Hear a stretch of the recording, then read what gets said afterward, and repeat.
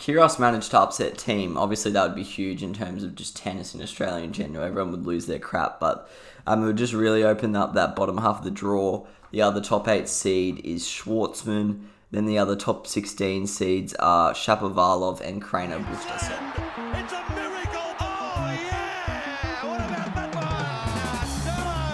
Unbelievable! Balotelli, Aguero! Crowd cheers. Here's Siddle. Oh, Ramo's close! He's given him! He's given him! Peter Siddle's got a hat-trick on his birthday! Hello and welcome back to the On The Ball podcast. This is episode 104 of the show, and we are here to talk about a different sport today. We haven't talked about this sport since September. I think we talked about the French Open at the last, and we were going to maybe do a few episodes at the end of the year, but decided to just wait until the summer of tennis in Australia. Bit out of the ordinary, the summer of tennis this year. It's happening more in February, which is not quite normal. We're used to it happening in the first 4 weeks of the year.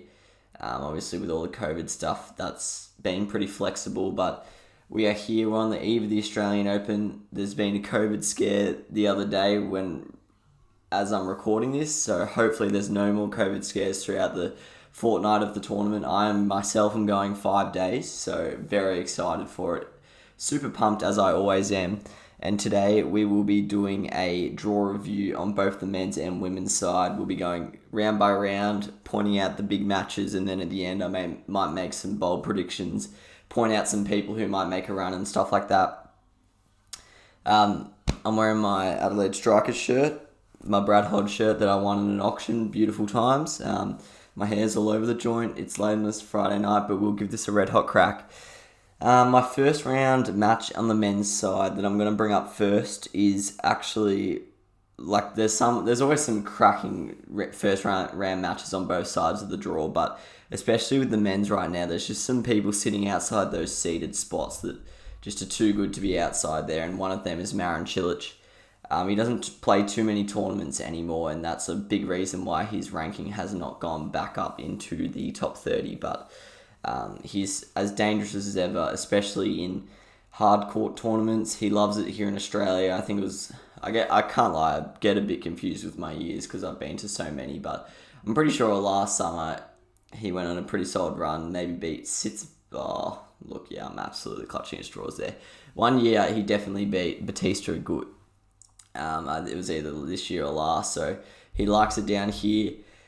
And he will be playing Grigor Dimitrov, who doesn't really like it here. He has crashed out of many Grand Slams early, especially at the Australian Open. It feels like years since he's gone on a run, but he always manages to have one good Grand Slam a year to kind of hold his ranking. So Dimitrov is the number 18 seed. Cilic is unseeded. This is in the bottom half, the second quarter of the draw. Cilic, a few years older than Dimitrov, if we're just looking at the tail of the tape.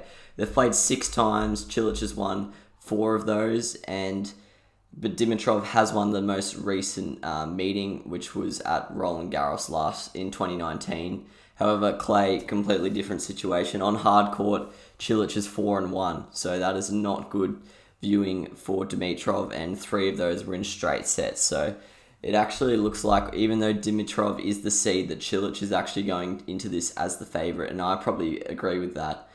This is a big upset watch. Dimitrov could easily be the highest ranked seed to get knocked out of the first round in the men's side at seed number 18. But yeah, just really looking forward to this one. Dimitrov usually produces good matches to watch because he never really blows people off the court, but he never really gets whacked either, so he's usually pretty competitive. And Cilic is definitely going to take it to him. I'm hoping this is a match that's on the outside courts, maybe a show court kind of number, but it also might cop the third arena, which I don't have access to. But if this is a show court, I'm definitely there watching it, and I will be looking forward to it. Sadly, there won't be as big of a crowd. School and work's back, and usually in January, you get the groups of Croatians, the groups of Serbians, the groups of Greeks who get around their countrymen and countrywomen. That probably won't be as prominent this year, but hopefully there's some Croats getting around Cilic. Next up, I have Nishikori and Pablo Busta. This is actually in a very similar section of the draw. They are in so the winner of that match could play the winner of this match in as early as the third round. Kei Nishikori versus Pablo Busta. Nishikori is still not really recovered his ranking since his injury. He hasn't played that much. He's kind of just been taking his time, and he had a bit of a slow comeback. But he's playing Pablo Busta, who looked like he was falling away a little bit after he got to a ranking of about 9 at his peak. But last year he had a pretty good year, had a few really good tournaments, I think, at the US. Did he make the semi-finals or something? Maybe he made the quarters. I think he was the beneficiary of Novak getting disqualified from memory. These two have only played once. It was at the Australian Open in 2019. And Nishikori won in 5 sets, and that was a 4th round match. So to think we could be getting that quality of match in the first round, pretty incredible stuff there. And to be honest, I think this is definitely going to be on an outside court, even though Nishikori was once a top 5 player. Not the biggest name, especially compared to someone like Cilic, who's won a Grand Slam, and Busta is a pretty lesser known top 20 player. So I'm hoping this is an outside court, a show court number. And I'll once again, like the Cilic-Dimitrov game, I'll definitely be there. So I can't lie, when I'm doing this research for the episode, I'm also kind of just doing the research for who I'm going to go watch when I'm there. So definitely looking forward to Nishikori Busta. If I had to put my money somewhere, I'd probably go Busta, just because I know with COVID and stuff, everything's kind of been stop-start, but Busta's kind of got the volume under his belt of late. But Nishikori could surprise you on his day. As I mentioned, he was a top 5 player only recently, so wouldn't be surprised if he gets up there. That should be a really good one, really high quality tennis as well. Next up, this is actually, it's a different section, but it's the match below on the draw. Denis Shapovalov versus Jannik Sinner. The two have never played. Denis is 21, Sinner is 19, so I'm sure they've come up against each other in juniors and somewhat, but both two of the most exciting prospects in that next generation. These two and Alga Aliassime are probably, and Deminor, I think and I guess Tsitsipas is still in that generation, isn't he? They're probably the guys who are highest in the ranking, but Sinner is better than a ranked 36 player. We saw that last year at the French. I think he made the 4th round, and he is a quality player. He can beat pretty much anyone on his day, and Denis is also known to slip up every now and then. I think he lost in the first round. I think he lost to maybe Sam Querrey, or that could have been Dimitrov. I'm pretty sure Shapovalov and Dimitrov both lost first round last year. I think Dimitrov lost to Tommy Paul and Shapovalov lost to Querrey, but I could be getting confused. But this will be a very exciting game. Match, sorry, I know that annoys tennis fanatics, but I'm kind of used to my other ball sports. Very excited to see this one, and the other seed in this section of the draw is Felix. So whoever wins this, it kind of opens up for them, and their top 8 seed is actually Diego Schwartzman. So I wouldn't be ruling out a quarterfinal appearance from the winner of this match. That bottom section in the top half of the draw is very exciting, very loaded. And then they will play the likes of Thiem, Cilic, Dimitrov, Nishikori, Busta in the quarters. So that's a big quarter of the draw, that bottom of the second half.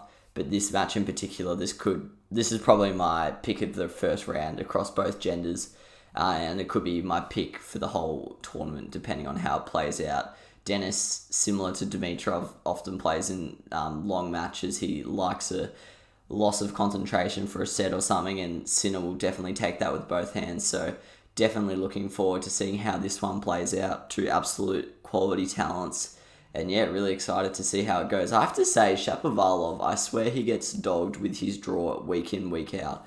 I remember, I think it was his first time seeded at the Oz Open, he copped Tsitsipas when he was unranked.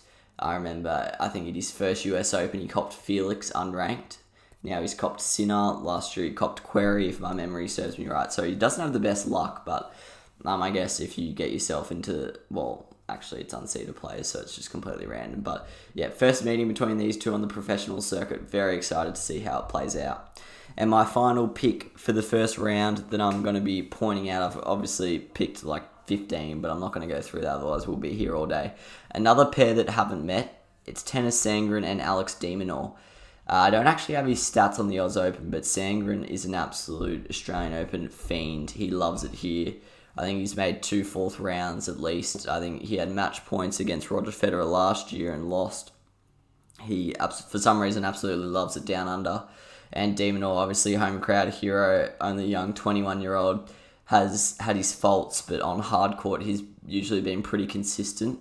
So definitely excited to see who wins this one. Yeah, Sangren, I think, could beat any out. Probably couldn't beat a top 10 player, but anyone below that, he's a dangerous person to get drawn against, and especially at the Oz Open, which he loves. And de Minaur, yes, he's a promising talent, but some of those young guys we've seen with Auger Aliassime and Shapovalov coming up through the ranks, they often slip up early in big tournaments because they just don't have that experience yet. So this is definitely an upset alert, as all of these matches are, to be honest. And I do think Sangren has what it takes to beat de Minaur. I'm actually interested to see what court this is put on. De Minaur is the number 1 men's tennis player in Australia, so he's probably going to get good treatment, but I don't think he will cop Rod Laver. Might be a Margaret Court gig, which is actually the court I'm going to, so might catch this one, but yeah, we'll see how that goes. For the women's first round, similarly to the men, there's some cracking games. First up, I'm looking at Kuznetsova and Strycova. They're actually the 2 highest unseeded players, and they've pretty interestingly drawn each other. Kuznetsova's 35, Strycova's 34, so they're definitely past their prime, but they're still playing high quality, consistent tennis.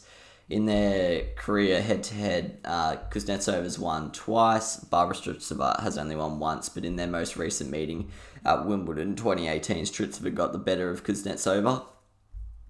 And Kuznetsova, she's just a very solid customer. I think last year she might have beaten Vondrousova in the first round. So she's always good for an upset, but in this one she's probably going to be the favourite against Strycova, who herself has been pretty good over the course at the Australian Open. I think I watched her play against Serena once, and she actually had a good crack of it. Yeah, I'm pretty sure that's a thing. Could be wrong. But, yeah, very excited for this matchup. Definitely going to be an outside court gig, as most of the matches I'm going to point out here, and I'm very excited to watch that one, assuming this will be a 3-setter, and this is the kind of match where the winner will be dangerous. The winner will go on to play Benchitch, which I might touch on in the second round, but that's going to be a danger match for Benchitch, whoever goes through. And in the women's draw, even unseeded players like this can be very dangerous in the grand scheme of things. They're not just dangers to win 1 or 2 games, but they're actually dangers to go right the way through. So very big match with big implications very early on in the first round. So excited to see who comes out on top in that one. Next up, I've got a pair that have not played before, and that is due to one of them being, I actually don't know how old she is now. I think she's like 18, but Leila Fernandez and Elise Mertens. Elise Mertens, very consistent women's tennis player. She's probably one of the more consistent players on the WTA Tour. She's always good for a 4th round or quarterfinal at the Grand Slams, but she's just lacking that one big run to a final or something like that.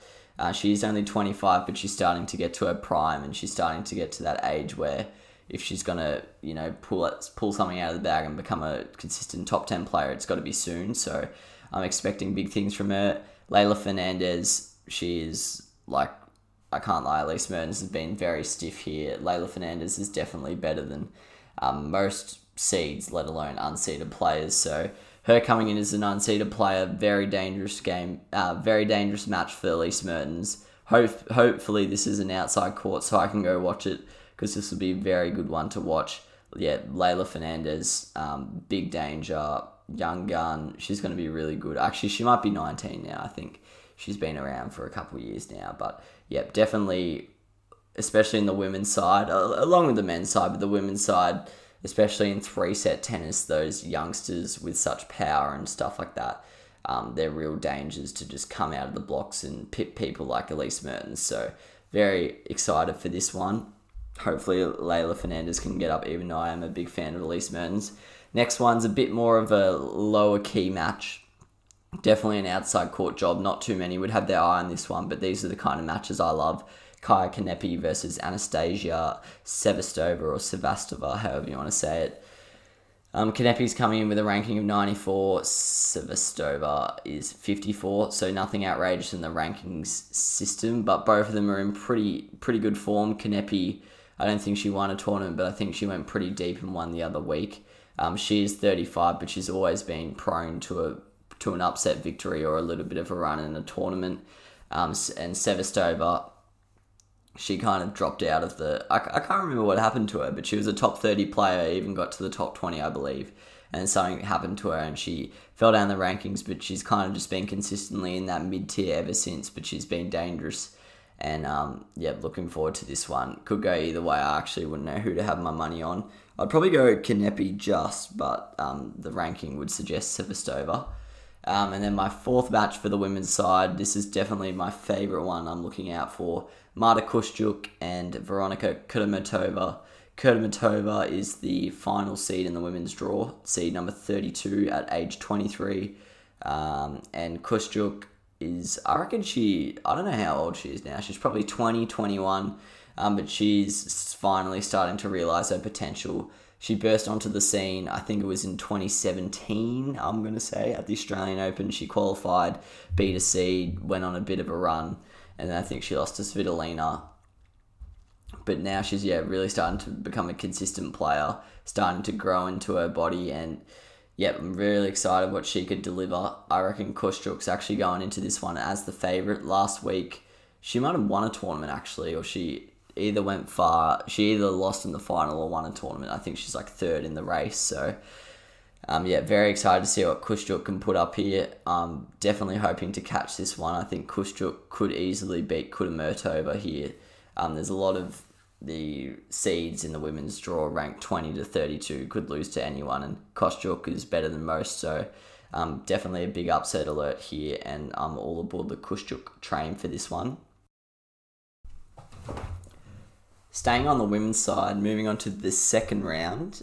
First match I'm going to look at is, I touched on it before, so I probably won't spend as long on it, but the winner of Kuznetsova and Stritsova is likely going to play Belinda Benchitch, who plays Lauren Davis in the first round. Benchitch coming in as the 11th seed.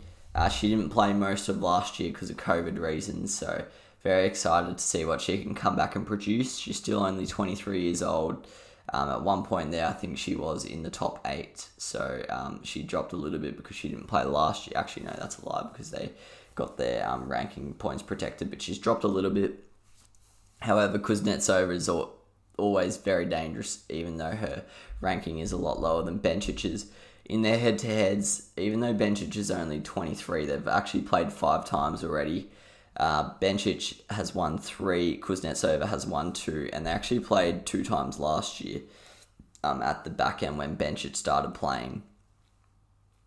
She missed the US Open, I think, and then she started playing after that back in Europe, and they actually went 1 apiece. Benchitch beat her in St. Petersburg, and Kuznetsova beat her in Doha, so very even matchup across their careers, and I'm very excited.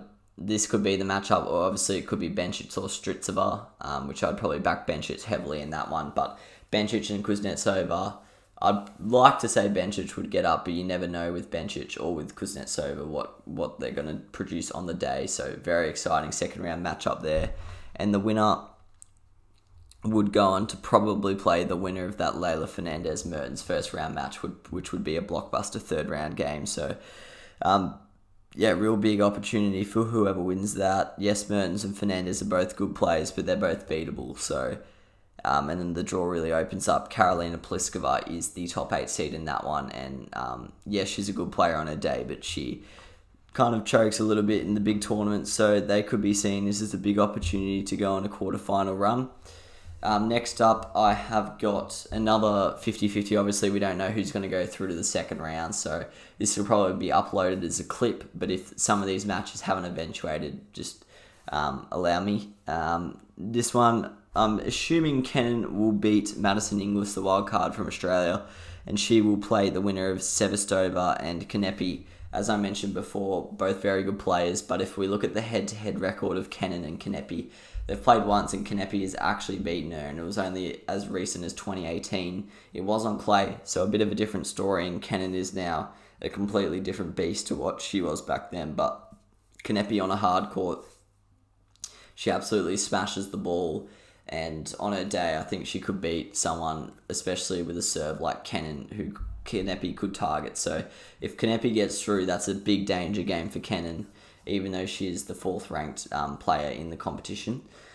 So very excited for that potential second round matchup. My third second round is going to be Gough and Zvitalina, right at the bottom of the first half of the women's draw. This is a huge one because obviously Zvitalina being a top 8 seed, if Gough upsets her, then it opens up that whole bottom half of the draw. Then anyone can make it, basically. So yeah, like that, people like Azarenka, Sakkari, they will be definitely cheering on Gough in this one, unless they back themselves more against Svitolina, who knows. But in terms of that head-to-head, they've actually never played. Gough is still only 16, which is just incredible. Born in 2004. Svitolina, who I still think in my head is fairly young, she's actually 10 years older than Gough, so she probably hasn't played too many people 10 years younger than her, but Svitolina is very inconsistent, especially in the big tournaments. And Gough, who didn't probably have the 2020 she would have liked, could see this as an upset potential. Gough has to beat Gilles Teichmann in the first match, which won't be easy. No win's easy for a 16-year-old, really. But you expect her to beat her. Svitolina has to beat Buzkova, who you'd expect to beat. So that would set up a blockbuster second round. Sadly, I don't think I'd be able to see this on the outside courts. I definitely would be shocked if that's not a Rod Laver fixture. Hopefully it's Margaret Court, because I'll be there probably in attendance if so. But big upset alert. This could be the first top 10 seed we see crash out, really. Svitolina has not gotten too lucky with this draw here. Gough is not who you want to be playing in the second round. And then finally, this is another one who we're obviously not sure who's going to go through, but the winner of Hercog and Garcia, or Herzog and Garcia, versus the winner of Osaka and Pablo Chenkov. Any combination of those winners, obviously, you'd probably be hoping it's not Herzog, but she's also a good player on her day. I'm assuming it's going to be Garcia versus Osaka, even though Pablo Chenkov is very dangerous for Osaka in the first round, I believe. Osaka famously starts tournaments fairly slow. We saw it at the US. She's first few rounds, she wasn't great, and she built into it nicely. So Pablo Chenkov, a hard hitter of the ball, has done well at the Australian Open in the past. She could be a danger. These two have never played before, Osaka and Garcia. Garcia is ranked 44, but I do think she's better than that. On her day, she plays very good tennis. We saw that at the French. She played some high-quality matches. I can't remember who she beat, but she upset someone pretty good, like a top 15 seed or something like that. So she's definitely good enough to beat someone of Osaka's caliber. On her day, she's good enough to beat anyone in the women's tour. So Garcia, Osaka, watch out for that one. Once again, probably a Rod Laver job, but definitely going to be an exciting one if those two get through to the second round and face each other. Now on to the men's side of things. In the second round, I'm looking at quite a few matchups once again. First up, I'm looking at the winner of Taylor Fritz and Albert Ramos Vinolas versus Riley Pelker. Probably not going to be the most exciting match to watch with the Pelker's big serving, but he's always a danger as he's unseeded, as he has been the last few years, just hanging outside those seeds at ranked 40. Fritz down to rank 111, but I don't think that's true. But either way, he's a seed. Maybe he's got a protected ranking. I can't remember. I'm pretty sure he played last year, so not sure what I'm reading here. But Fritz has beaten the Pelker all 3 times they've played. But as you'd expect with a big server, in 3 of them there's been a tie-break, and in the last one at Indian Wells in 2018 it went to a 3-setter. Taylor Fritz has also probably come back to, like, a Pelker's been progressing and Fritz has probably stagnated, so I think this is definitely a more even matchup than it would have been in 2018. And Pelker's big serving, yes, it's dangerous, but Fritz, this is a match Fritz would be hoping not to lose with someone who's just a big server and more of a serve and volleyer. Yes, he can move a little bit, but Fritz would still like to back himself. However, coming off the back of what I think will be a tough match against Ramos Vinolas in the first round, it could be an upset alert for a Pelker. Fritz is looking at he's the 27th seed and he is in Djokovic's section, so I can't lie, he's probably got a due date on him that expires in the third round at the latest, but this could be an interesting one. Two Americans, you always love to see it because that means there's an American knocked out, but battle of two young gun Americans, both top 50 players, trying to push their careers into a better spot basically, and the winner gets a chance to have a crack at Novak. So a lot to play for, and excited to see who wins that one. Next up, I'm looking at John Millman and Milos Raonic. There's actually quite a few matches in this round that I like, but they've played once before. Milos Raonic won it in 3 sets, but 3 tiebreakers, and this was in 2018 at Wimbledon, which might suit Raonic's big serving on the grass. But yeah, John Millman plays off his face in Australia. He plays off his face at most hardcourt destinations, but in Australia, especially at the moment, he's in great form. Last year, should have beaten Roger Federer pretty much. He had 7 or 8 match points. He couldn't finish him off.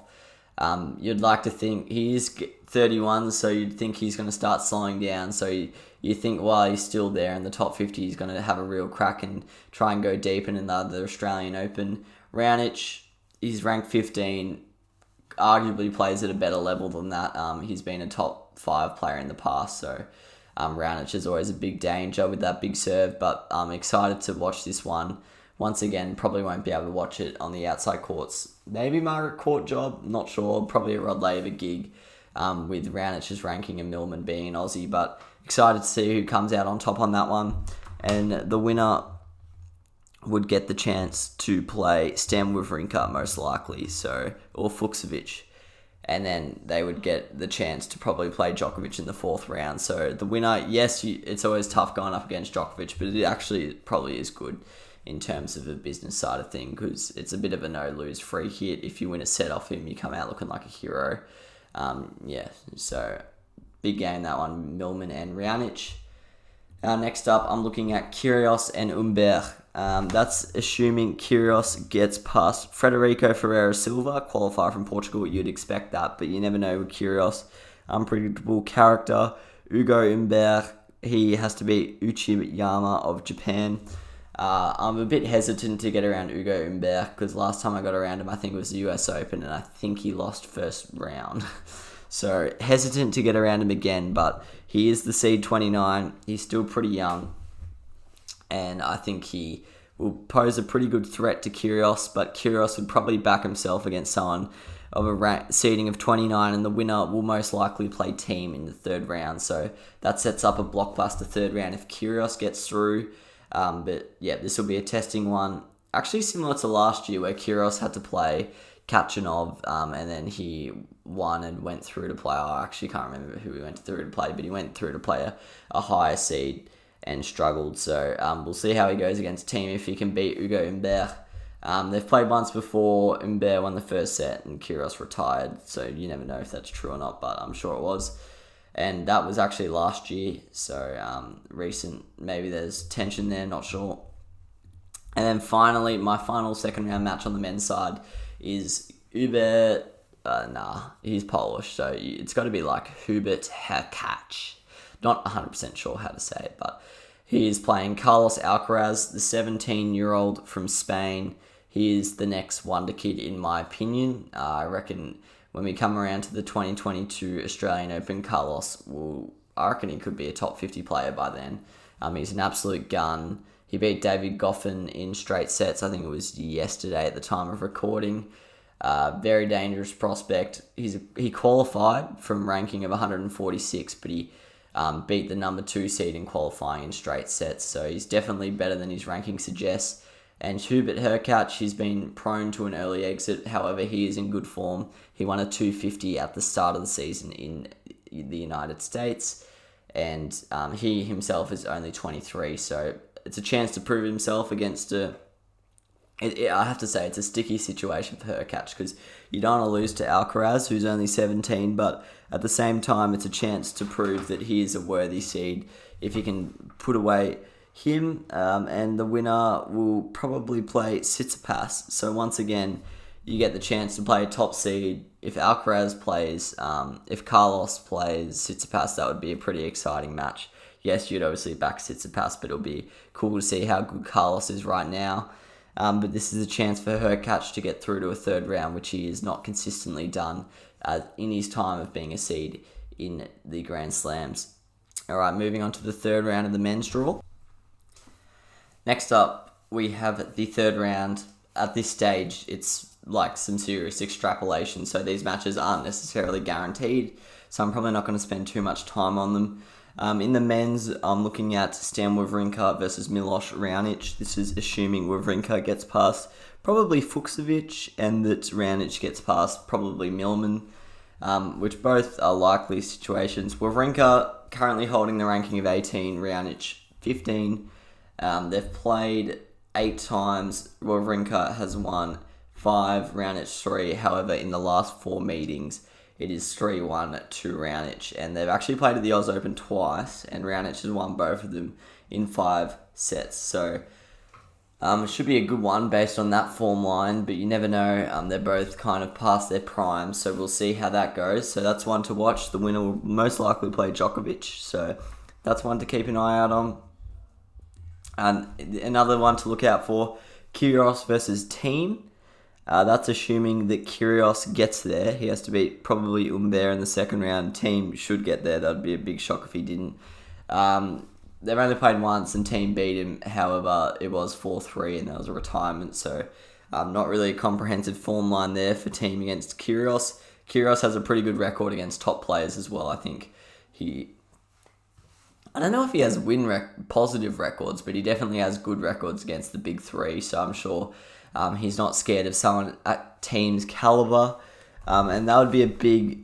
If Kyrgios managed to upset Thiem, obviously that would be huge in terms of just tennis in Australia in general. Everyone would lose their crap, but it would just really open up that bottom half of the draw. The other top 8 seed is Schwartzman. Then the other top 16 seeds are Shapovalov and Krejno Buster. So if Kyrgios manages to upset Thiem, we could be looking at any 10... There's about a list of 10 semi-finals who could make it.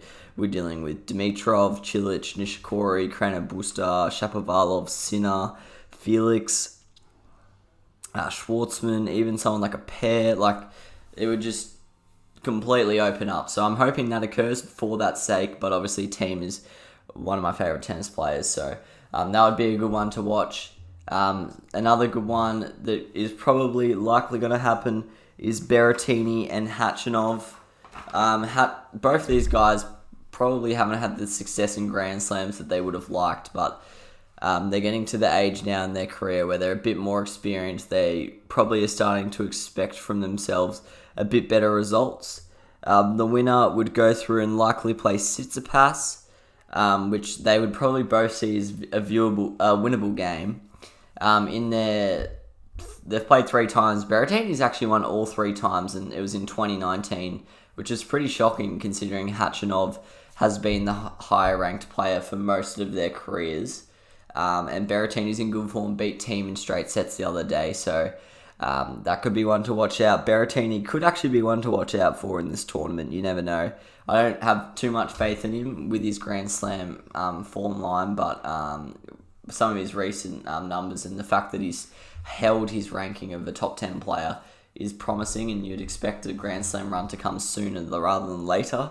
And then to finish it off, Fabio Fognini and Alex de Minaur. Once again, this is actually a pretty big extrapolation considering both these guys get there. They are not invincible in the slightest. Fognini plays Herbert first round, which is actually a tough one.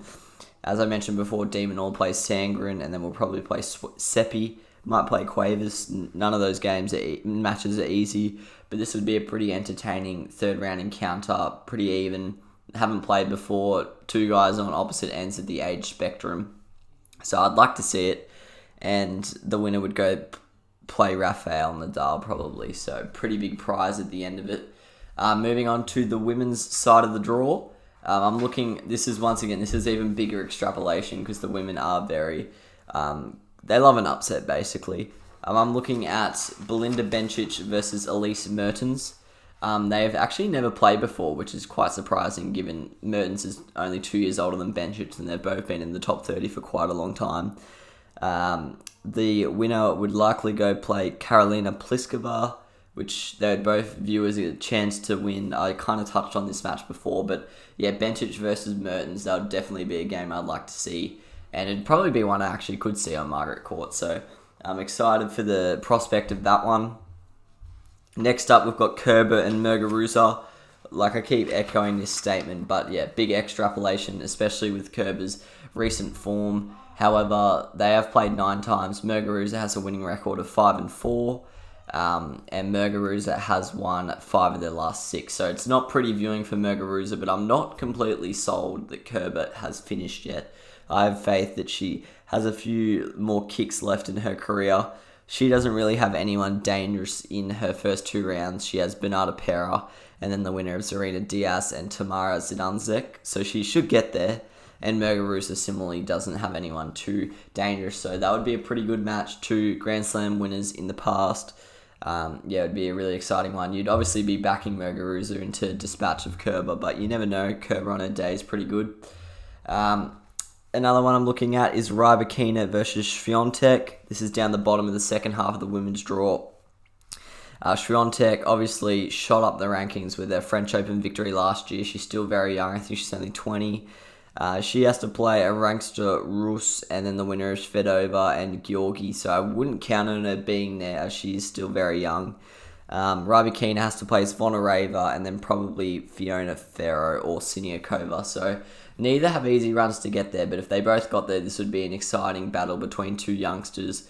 Rybakina is probably looking for a breakout run in a Grand Slam where Swiatek had hers last year, so that would be an interesting matchup, and the winner would likely go on to have a matchup against Simona Halep, which they'd both be chances in. Everyone's a chance against Halep, but that would be a pretty big ticket item.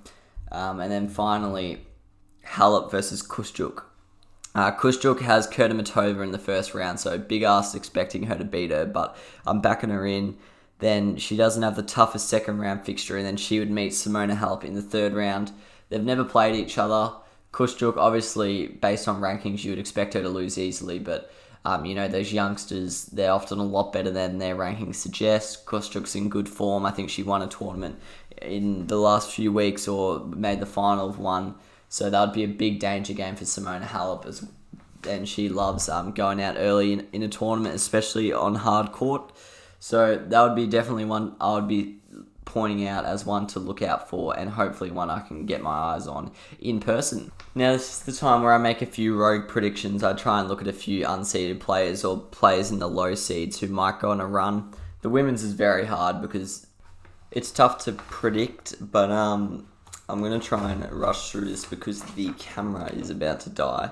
So the people I'm looking at to make a run in the women's Oz Open draw. The winner of Leila Fernandez and Elise Mertens, I reckon, has a really good chance of making a 4th round or a quarterfinal.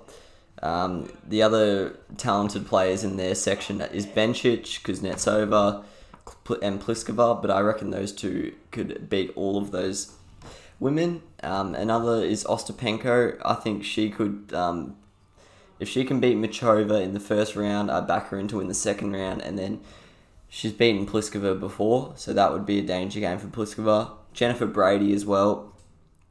She's in Conta's section. Conta's been very weak historically at the Grand Slams, especially in Australia. So I think Brady could be one to watch out for as well. And then if she makes it to the 4th round, she'd likely be playing Kenin, which I think Brady could beat with her power. Azarenka, she's probably my pick to win the tournament. It's always hard to make a pick in the women's side, so I like to go for someone who's more dependable than the average women's tennis player. Azarenka is pretty reliable. In her section, she's got Sakkari, who I'd like to think she'd beat comfortably. She would have to play Zvitalina in the 4th round if the seeds get through where they should. But I like Azarenka against Svitolina. Then she'd probably play Kenin if the seeds go through in the quarterfinals, which I once again rate. So I think Azarenka is my choice to win the title. Others to watch out for are Andreescu. We don't know what Andreescu will get. She's obviously only played a handful of tournaments in her career, but she's been very impressive in the one she has, and she doesn't have the hardest draw going around. Likely to play Kvitova in the 4th round, which I think she could win. Cornet and Kostyuk are 2 other unseeded players who I think are dark horses to make a bit of a run. Onto the men's side, obviously it's tough to go past Djokovic. He would be my number 1 tip. Nadal probably my number 2, but apart from that, I'm looking at Zverev. He is in Djokovic's section, so you'd have to beat him in the quarterfinals, but apart from that, I like his draw. And then the others, I'm thinking Rublev and Medvedev. They are in the top. They're in the 3rd quarter, and I like both of them in their respective draws. If they're playing in form, I like their chances. They would just have to beat Rafa in the semis, most likely. Unseeded players likely to go on a run. Cilic, if he can beat Dimitrov there, then his draw really opens up. Similarly, as does Sinners. If he can beat Shapovalov in the 1st round, then I like his chances of maybe even reaching the 4th round or quarterfinals. On the second half of the draw, as I mentioned, Rublev, he's a good chance. Tommy Paul, very interesting section with Casper Ruud, Jordan Thompson, Basilashvili, and Tommy Paul. Any one of those 4 could easily make it out of there, but I like Tommy Paul to go on a bit of a run there, and they'll probably play Roberto Batista Agut. Carlos Alcaraz, talked about him enough in this episode, but I think he is definitely one to watch if he can beat Hurkacz.